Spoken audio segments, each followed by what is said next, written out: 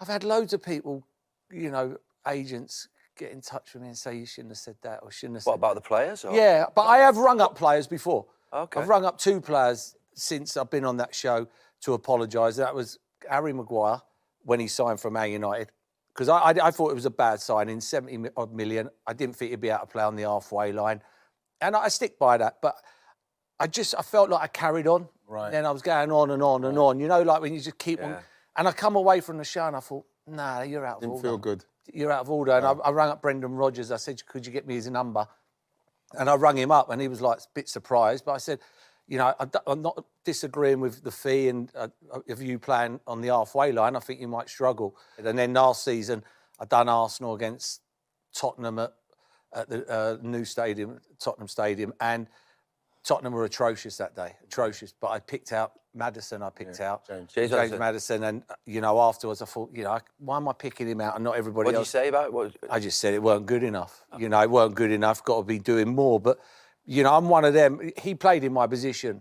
You know, and I think Scholesy said it earlier. When you're playing at 10, you've got to affect a football match, even if it's just once in the whole game. You've got to affect a game. You know, it don't matter how bad the team are playing.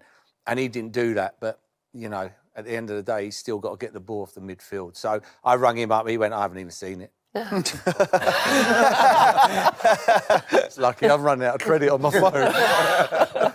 But that's interesting. It's become a thing now, hasn't it, in terms of obviously what is being honest to the fan that's listening at home, but what's actually going too far. It's interesting that you have rung up players and thought, I've gone too far there.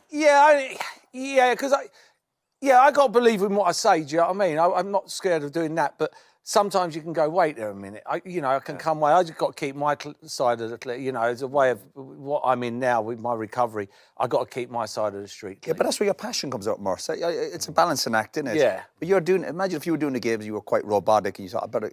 And of course, if you feel you've done something wrong, then there's nothing wrong, obviously, apologising. Yes. But I think you need that passion as well. I know I've crossed that line a little bit as well, but really? Imagine if you were just sitting there and you were just going through the motions, going, I'm just picking up a few bob. Yeah. But I think that comes across because you are passionate. Yeah. So it's all a... You can't do it that long if you're angry. Have you ever phoned anyone? I didn't phone anybody, but I bumped into somebody who I thought, again, Harry Maguire as well.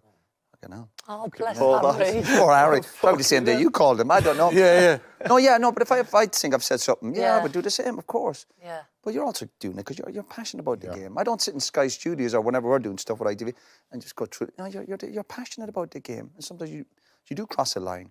That's because you care about the game and you love it. Yeah, like last week, I was very, very bullish on Soccer Saturday about Arsenal beating Man United. I just couldn't see any result while Arsenal winning that game. And people were going, oh... But I just couldn't.